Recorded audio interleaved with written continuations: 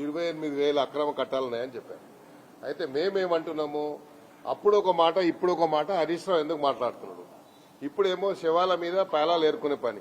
అప్పుడు ఈటీల రాజేంద్ర కూడా మినిస్టర్ కదా ఆ కేబినెట్ లో, అప్పుడు తెలియదు ఆయనకి.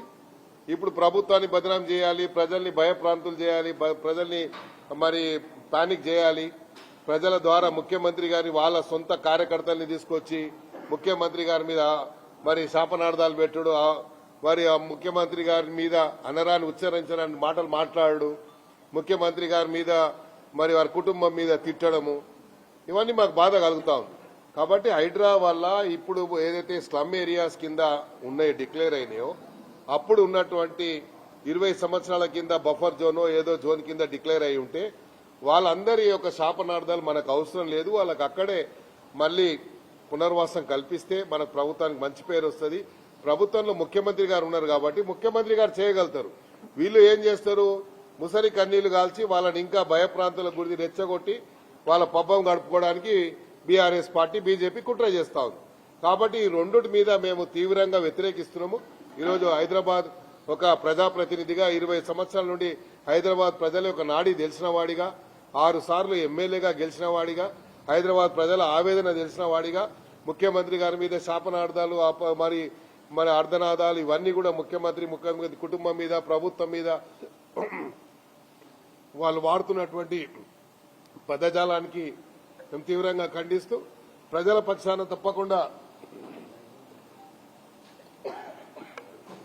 ప్రజల పక్షాన నిలబడతాము. వీళ్ళ ఆవేదన ముఖ్యమంత్రి గారి దృష్టికి నిన్ననే తీసుకెళ్లడం జరిగింది.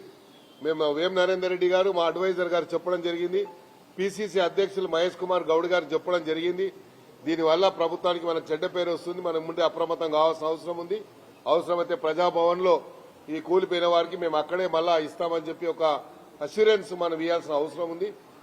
ఏవైతే నిజంగా నాలాల మీద అంటే మూసి మీద ఉన్నాయనుకోండి, నిజంగా పూర్తిగా చెరువులోనే ఉన్నాయనుకోండి, వారికి మనం కౌన్సిలింగ్ చేసి వాళ్ళని ఆల్టర్నేట్ చెప్పాలి. ఇక ఏవైతే 20 సంవత్సరాలు ఒక చుక్క నీళ్లు నిల్వని చోట గాని 20 సంవత్సరాల కింద ఎఫ్టీఎల్ కింద డిక్లేర్ చేసినాయి గాని దానివల్ల మనకు వచ్చే లాభం ఏం లేదు, చెడ్డ పేరు తప్ప అనేది నా ఆవేదన. అందుకనే నేను ఈరోజు మీడియా ముందుకు రావడం జరిగింది. మొన్న రాత్రి 12ంటికి నా ఇంటికాడికి ఒక 500-600 మంది వచ్చి, నువ్వు హైదరాబాద్కు ఇన్ని సంవత్సరాల నుంచి శాసనసభ్యుడిగా ఉన్నావు, మీరు ఎందుకు వస్తలేరు, ముందుకు ఎందుకు వస్తలేరు అని చెప్పి అడిగినప్పుడు బాధతో నిన్న నేను పిసిసి అధ్యక్షుడి గారికి అదేవిధంగా మన వేం నరేందర్ రెడ్డి గారికి చెప్పడం జరిగింది. వారు తప్పకుండా అందుకని నేను ఇమీడియట్ గా ముఖ్యమంత్రి గారు సమావేశం ఏర్పాటు చేసుకుని మన ప్రిన్సిపల్ సెక్రటరీ ధనకిషోర్ గారిని, హైడ్రా కమిషనర్ గారిని పిలిపించి మాట్లాడారు. తప్పకుండా వాళ్ళకి న్యాయం జరుగుతుంది. వీళ్ళు చెప్పే కల్లబొల్లి మాటలు, వీరు కార్చేటువంటి ముసలి కన్నీళ్లకు మీరు కరిగిపోవద్దని, తప్పకుండా ప్రభుత్వం మీ పక్షాన ఉంటది, పేద ప్రజలకు ప్రభుత్వం అండదండగా ఉంటుందని నేను ఒక ప్రజాప్రతినిధిగా నేను వారికి అష్యూరెన్స్ ఇస్తున్నా. తప్పకుండా నేను ఇంకో మాట చెప్పదలుచుకున్నా, మీ హయాంలో మీరు ఇక్కడ పార్క్ హోటల్ రాజ్భవన్ పక్కన పార్క్ హోటల్ సికం ల్యాండ్ లో ఇచ్చారు, సికం ల్యాండ్ లో ఉంది. దాని పక్కనే కేటీఆర్ గారి బేనామీ ప్రదీప్ రెడ్డి ఉన్నాడు. ప్రదీప్ కన్స్ట్రక్షన్ పేరు మీద సికం ల్యాండ్ లో 10 ఫ్లోర్ల బిల్డింగ్ నువ్వు పర్మిషన్ ఇచ్చావు. ఆ పక్కనే శోభా బిల్డర్స్ కి 15 ఫ్లోర్ల పర్మిషన్ ఇచ్చావు. ఎలా ఇచ్చావు నువ్వు సికం ల్యాండ్ లో? నీకు తెలియదా సికం ల్యాండ్ అని? ఎలా ఇచ్చావు? జలవిహార్ మొత్తం నీళ్ళలోనే ఉంది. జలవిహార్ మీద ఎందుకు తీసుకుంటలేవు? ఎందుకు చెప్పలేను ఇన్ని రోజుల నుంచి? జలవిహార్ రోజు రోజుకు మొత్తం చెరువులోకి వెళ్ళిపోతుంది. అది ఏం చేస్తున్నావు నువ్వు? ఇవన్నీ చెప్పుకుంటూ పోతే చాలా ఉన్నాయి. వాళ్ళు చేసిన మస్తు ఇన్నని పుంకాలుగా చెప్పొచ్చు. కాకపోతే ఈరోజు ప్రభుత్వాన్ని మీరు చెడ్డ పేరు తెచ్చి ప్రభుత్వాన్ని బదలాం చేసే కుట్ర ఏదైతే జరుగుతుందో మేము తీవ్రంగా ఖండిస్తున్నాం. హరీష్ రావు ఇప్పటికైనా ఇలా శవాల మీద పేలాలు ఏరుకునే పని బంద్ చేయి. ఈటీల రాజేందర్ ఇద్దరు జోగోడు బాగోడు, వాళ్ళు ఇద్దరు ఒకటే. వాడు నరే నువ్వు ఇట్లా చేయరా నేను ఇట్లా చేస్తా అని చెప్పి వాళ్ళు చేస్తుంటారు. కాబట్టి దయచేసి హరీష్ రావు గారి మీద నాకు చాలా మంచి గౌరవం ఉంది, కానీ ఇట్లా శవాల మీద పేలాలు ఏరుకునే పని ఏం చేస్తున్నాడు? కాబట్టి దాన్ని తీవ్రంగా నేను ఖండిస్తున్నా. హరీష్ రావు మీరు ఇలాంటి ప్రవర్తన వల్ల మీకు చెడ్డ పేరే వస్తుంది తప్ప ఏం లేదు. ప్రజల్ని ఎవరిని భయప్రాంతులు చేస్తున్నావు? పేద ప్రజల్ని భయప్రాంతులు చేస్తున్నావు. నువ్వు మీ దగ్గర తెలంగాణ భవన్కు పిలిపించుకొని ఏం చెప్తున్నావు వాళ్లకు? ఇక్కడ తెలంగాణలో హైదరాబాద్ సిటీలో ప్రజలకు నువ్వు చెప్పాల్సింది ఏంది? ప్రభుత్వానికి ఏం చెప్పాలంటే ఇది ఎఫ్టీఎల్ కిందనో బఫర్ జోన్ కిందో 20 సంవత్సరాల కింద ఉండే ఇప్పటి వరకు 20 సంవత్సరాలు ఒక చుక్క నీరు నిలవలేదు. కాబట్టి నాకు అక్కడే పునర్వాసం కల్పించమని చెప్పాల్సింది పోయి మేము మీ పక్షాన్ని నిలబడతాము అంటున్నాడు. నిలబడితే ఏం లాభం అవుతుంది? ప్రభుత్వం మొండికొచ్చి గులగొడితే ప్రభుత్వానికి అడ్డంగా నిలబడతాడా? హరీష్ రావు వచ్చి చేస్తాడా చెప్పండి మీరు? దీనివల్ల లాభం ఈయన ఏం చెప్తాడు? ఈటీల రాజేందర్ ఆయనకైతే అలవాటే, ఏడబోతే అలా కూర్చుంటాడు. ఆయన కూర్చొని ప్రభుత్వాన్ని ఎక్కడ బదలాం అవసరం ఉంటే అలా చేయాలని. నువ్వేదో బీజేపీ అధ్యక్షుడు కావాలనుకుంటే చేసే ప్రయత్నం చేసుకోగాని ప్రభుత్వాన్ని బదనాం చేసి బీజేపీ అధ్యక్షుడు కావాలని నువ్వు ప్రయత్నం చేస్తే నిన్ను ఎవరు నమ్ముతాడయా? కాబట్టి ఇవన్నీ వద్దు. కాబట్టి దయచేసి ప్రభుత్వం మీ పక్షాన ఉంటది. ప్రజలకు నేను విజ్ఞప్తి చేస్తున్నా, మీరు ఎలాంటి దీనికి కొంతమంది మరి ఆత్మహత్య చేసుకునే ప్రయత్నం చేశారు. మీ పక్షాన మేము కూడా ఉంటాము. ప్రజల పక్షాన ప్రజల దయ వల్ల 6 సార్లు మేము ఎమ్మెల్యేగా గెలిచాం హైదరాబాద్ సిటీలో. ప్రజల పక్షాన ఉన్నాం కాబట్టి మీ ఆవేదనని మేము ఆల్రెడీ ముఖ్యమంత్రి గారి దృష్టికి తీసుకెళ్లాం. మేము ప్రయత్నం చేస్తాము. ఎక్కడైతే ఇండ్లు గులగొట్టారో ఆ గుడిసెలు ఏవైతే ఉన్నాయో అక్కడ 20 సంవత్సరాల నుంచి ఎలాంటి మరి నీరు నిల్వ లేదు కాబట్టి అవన్నీ కూడా అక్కడ మళ్ళీ పునర్వాసం అక్కడే కల్పించడానికి నా వంతు ప్రయత్నంగా నేను నా మానవ ప్రయత్నం తప్పకుండా శక్తి వంచన లేకుండా కృషి చేస్తాను. Thank you. కేటీఆర్ మున్సిపల్ శాఖ మినిస్టర్ ఉన్నప్పుడు కూకట్పల్లిలో వరదలు వచ్చి అంతా మునిగిపోయినప్పుడు కూడా ఇదే స్టేట్మెంట్ ఇచ్చారు. ఏదైతే ఉన్నాయో అక్రమాలు నిర్మాణాలు జరిగినాయో వాటిని మేము తొలగిస్తామని చెప్పేసి అక్కడ కూడా స్టేట్మెంట్ ఇచ్చారు. ముఖ్యమంత్రి కేసీఆర్ కూడా ఇదే సందర్భానికి సంబంధించి మాట్లాడారు. మీరు చూపించినటువంటి వీడియో కూడా మరి ఆ విషయాన్ని మీరు వ్యతిరేకించడంలో ఎందుకు ప్రజలకు ఎందుకు వివరించలేకపోతున్నారు? ఎందుకు ఈ నేను అదే చెప్పాను. మీరు అధికారంలో ఉన్నప్పుడేమో ఇదే కేటీఆర్ గారు చెప్పారు, కేసీఆర్ గారు చెప్పారు, అందరు చెప్పారు. మీరు కూడా నిర్దాక్షిణ్యంగా గులగొట్టారు. అప్పుడు మీరు కూడా చేశారు. చేస్తే అప్పుడు రేవంత్ రెడ్డి గారు వ్యతిరేకిస్తే మీరు రేవంత్ రెడ్డి గారి మీద అప్పుడు చెల్లాల్సిన బురదంతా జల్లారు. మళ్ళీ ఇప్పుడు ఏం చెప్తున్నారు? ఇప్పుడేమో అప్పుడు మీరు చెప్పేది ఒకటి ఉంది, ఇప్పుడు చెప్పేది ఒక తీరు ఉంది. మీ వర్షన్ ఎప్పటికప్పుడు మారుతూ ఉంటుంది. ఊసర్వల్లిలాగా ఎప్పుడప్పుడు మారుతూ ఉంటుంది. కాబట్టి మేము వాళ్ళని ఏం అనదలుచుకోలేదు. హరీష్ రావు అంటే చాలా గౌరవం ఉంది నాకు.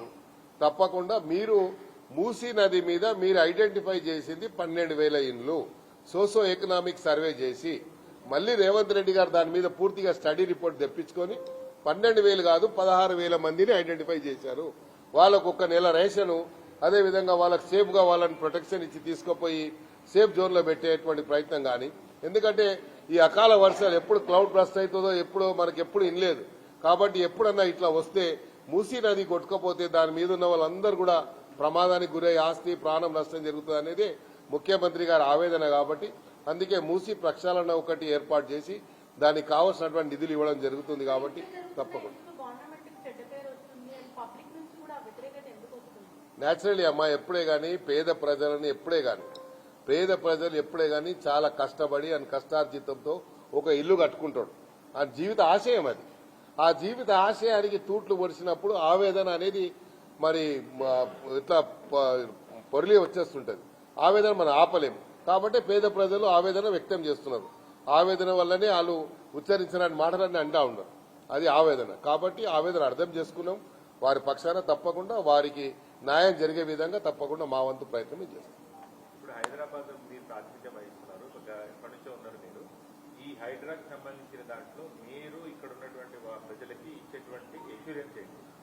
నేను ఒకటే, పేద ప్రజలకు గుడిసెల జోలికి వెళ్ళొద్దని ఇప్పుడు కాదు, ఇప్పుడు ఇన్సిడెంట్ జరిగిందని నేను ముందుకు వచ్చి చెప్తలేను. అదే రోజు చెప్తే దాని మీద ఏం చెప్పారు? నేనేదో అక్కడ కబ్జా చేసుకున్నా అని చెప్పారు. అదే రోజు చెప్పాను ఇప్పుడు కూడా చేసుకోమని చెప్తున్నా. అప్పుడు ఆ గుడిసెలు గులగొడుతున్నారంటే నేను పోయి అప్పుడు రంగనాథ్ గారు చెప్పాను, గుడిసెల జోలికి ఎందుకు వస్తున్నావా బాబు, ఎప్పటి నుంచో ఉన్నాయని చెప్పాను. చెప్తే అప్పుడు ఏం చెప్పారు? మీడియాలనే దానం నాగేందర్ గారు అక్కడ ఏదో కబ్జా చేసుకుండు అని చెప్పి ఆడెవడో ఉన్నాడు పిచ్చోడు ఆడ ఆ కాలనీలో, వాడేదో చెప్తే మీరు అదే దాన్ని 1కి 10 సార్లు చూపించారు. ఈ రోజు నేను చూశాను కొత్త పలుకులో మరి రాధాకృష్ణ గారు చాలా క్లియర్ గా చెప్పారు, దీనివల్ల ప్రభుత్వానికి చెడ్డ పేరు వస్తుంది అని చెప్పి. కాబట్టి మనం ఆలోచించాలి.